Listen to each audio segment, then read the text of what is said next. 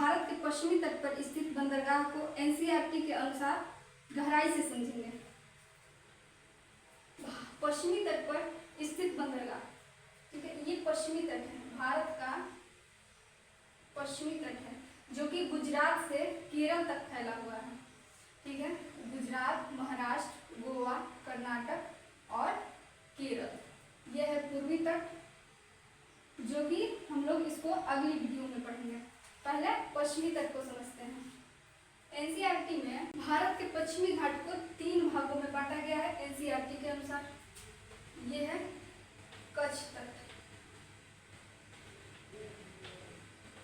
जो गुजरात में है, महाराष्ट्र से गोवा तट को कोंकण तट और कर्नाटक से केरल तट को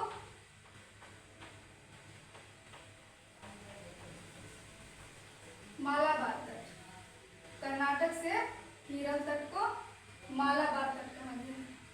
कांडला बंदरगाह जो है वो कच्छ की खाड़ी में स्थित है।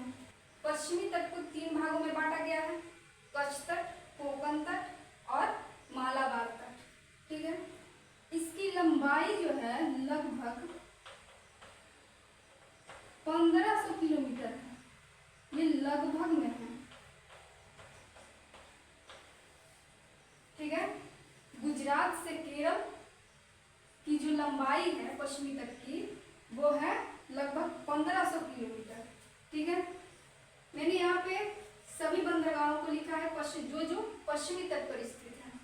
ठीक है, पहले हम गुजरात के बंदरगाह को पढ़ेंगे जो कि उत्तर से दक्षिण के क्रम में। पहला है कांडला बंदरगाह, जिसे दीनदयाल पोर्ट कहा जाता है। फिर है पोरबंदर,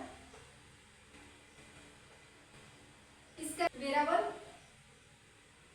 फिर है भावनगर, फिर है भरूच और फिर है सूरत। ठीक है, ये है कांडला, पोरबंदर, वेरावल, भावनगर, भरूच, ये है भरूच और ये है सूरत। ठीक है, ये उत्तर से दक्षिण के क्रम में है।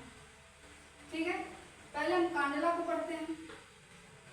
कांडला बंदरगाह, जिसे दीनदयाल पोर्ट कहा जाता है, ये भारत का सबसे बड़ा ज्वारीय बंदरगाह है। ज्वारीय बंदरगाह का मतलब होता है कि जहां ज्वार भाटा अधिक आता है। ज्वार का मतलब है जल स्तर का बढ़ जाना। ज्वार के समय जल स्तर बढ़ जाता है और भाटा के समय जल स्तर घट जाता है। तो यहाँ पे जो समुद्री जहाजें हैं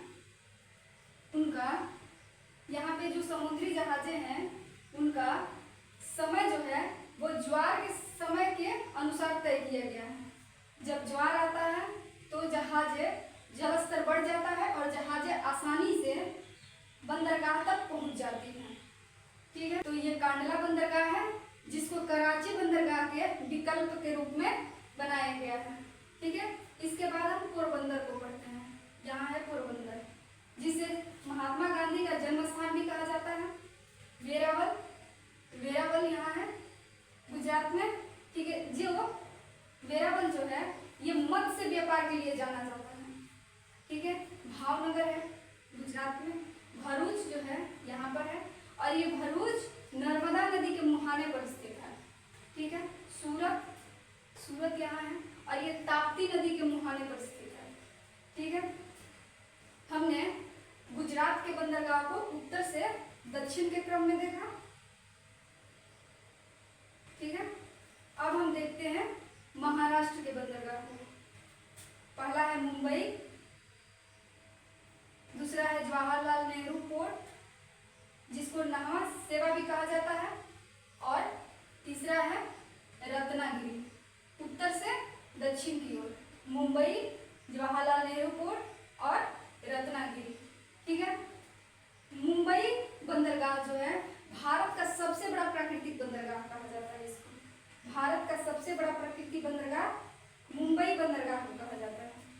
ठीक है, और इसके भार को कम करने के लिए जवाहरलाल नेहरू पोर्ट को बनाया गया था, जो कि जिसे नावा सेवा भी कहा जाता है। JNPT जवाहरलाल नेहरू पोर्ट कहते हैं। ठीक है, इसके बाद है रत्नागिरी। पहले हम मुंबई बंदरगाह को पढ़ते हैं। ये मुंबई बंदरगाह जो है भारत का सबसे बड़ा प्राकृतिक बंदरगाह है। ठीक है, प्राकृतिक का मतलब होता है कि जो प्रकृति ने स्वयं बनाया हो। ठीक है, ये बंदरगाह जो है प्राकृतिक के द्वारा स्वयं बनाया गया है। ठीक है, स्वयं बनाया गया है। प्राकृतिक बंदरगाह मुहाने और खाड़ियों से बनते हैं। ठीक है, वैसे ही खंभात की खाड़ी, कच्छ की खाड़ी, नर्मदा नदी का मुहाना, ताप्ती नदी का मुहाना, पेरियार नदी का मुहाना और फिर है मांडवी नदी का मुहाना जो कि गोवा में है। ठीक है, यहाँ से एक प्रश्न पूछा जाता है कि पश्चिमी घाट पर ही प्राकृतिक बंदरगाह अधिक क्यों है। ठीक है, तो पहला कारण है कि ये गहरा है। पश्चिमी घाट जो है पूर्वी घाट की अपेक्षा अधिक गहरा है। ठीक है, जिससे जहाज जो है आसानी से बंदरगाह तक पहुंच पाते हैं। दूसरा कारण है महाद्वीपीय मग्न तट जो है, ये तट जो है ये संकरा है। ये संकरा का मतलब होता है पतला।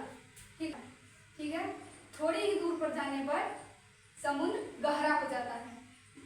महाद्वीपीय मग्न तट का संकरा होने का मतलब है कि ये पतला है। महाद्वीपीय मग्न तट जो है वो पतला है और थोड़ी ही दूर जाने पर ये समुद्र जो है वो गहरा हो जाता है। ठीक है, जिससे बड़ी बड़ी जहाजें यहाँ पर आसानी से आती जाती हैं। तीसरा कारण ये है कि पश्चिमी तट जो है समुद्र से अधिक नजदीक है पूर्वी घाट की अपेक्षा। ठीक है, जिसके कारण नदियाँ जो हैं वो छोटी हो। पश्चिमी घाट की नदियाँ छोटी है क्योंकि उनको समुद्र से मिलने के लिए छोटा रास्ता तय करना पड़ता है क्योंकि समुद्र अधिक नजदीक है। ठीक है, जिससे गाद कम लाती है। गाद का मतलब होता है मिट्टी, बालू, रेत, कंकड़, पत्थर। ठीक है, जिसको गाद कहा गया है। गाद कम लाती है जिससे समुद्र भरता नहीं है, गहरा ही रहता है। ठीक, जहाज जो है आसानी से बंदरगाहों तक पहुंच जाते हैं। चौथा कारण है पश्चिमी घाट में मुहाने बनते हैं। ठीक है, नर्मदा नदी का मुहाना, ताप्ती नदी का मुहाना, पेरियार नदी का मुहाना और मांडवी नदी का मुहाना। मुहाना का मतलब होता है नदियाँ समुद्र में मिलने से पहले बड़ा मुख बनाती है। ठीक है, जिसको मुहाना कहा गया है। यही प्राकृतिक बंदरगाह विकसित होते हैं। भारत का सबसे बड़ा प्राकृतिक बंदरगाह है। इसके किनारे जो है यहाँ पे समुद्र अधिक गहरा है, जिसके कारण यहाँ पे बड़ी बड़ी जहाजें आसानी से आती जाती हैं। ठीक है, इसके बाद जवाहरलाल नेहरू पोर्ट, जिसे JNPT कहा जाता है, इसे नावा सेवा भी कहा जाता है। यह मुंबई के भार को कम करने के लिए बनाया गया था। जवाहरलाल नेहरू पोर्ट को भारत का सबसे बड़ा कंटेनर बंदरगाह कहा जाता है। इसके बाद रत्नागिरी जो कि महाराष्ट्र में ही है। ठीक है, उत्तर से दक्षिण की ओर मुंबई, जवाहरलाल नेहरू पोर्ट और रत्नागिरी। अब देखते हैं गोवा के दो बंदरगाह को, जो कि पणजी और मार्मागोवा है। ठीक है, पणजी जो है ये मांडवी नदी के मुहाने पर स्थित है। पणजी मांडवी नदी के मुहाने पर स्थित है। इसके बाद है मार्मागोवा। मार्मागोवा जो है वो लौह अयस्क के निर्यात के लिए जाना जाता है। मार्मागोवा लौह अयस्क निर्यात के लिए जाना जाता है। ठीक है, केरल में दो बंदरगाह हैं, एक है कोची और एक है अलपुझा। ठीक है, कोची बंदरगाह को भारत का प्राकृतिक बंदरगाह कहा जाता है। यहाँ से मसाले निर्यात होते हैं, यहाँ से मसालों का निर्यात होता है। इसके बाद है और कोची को भारतीय नौसेना के दक्षिणी कमान के मुख्यालय के रूप में भी जाना जाता है। ठीक है, यह है अलपुझा।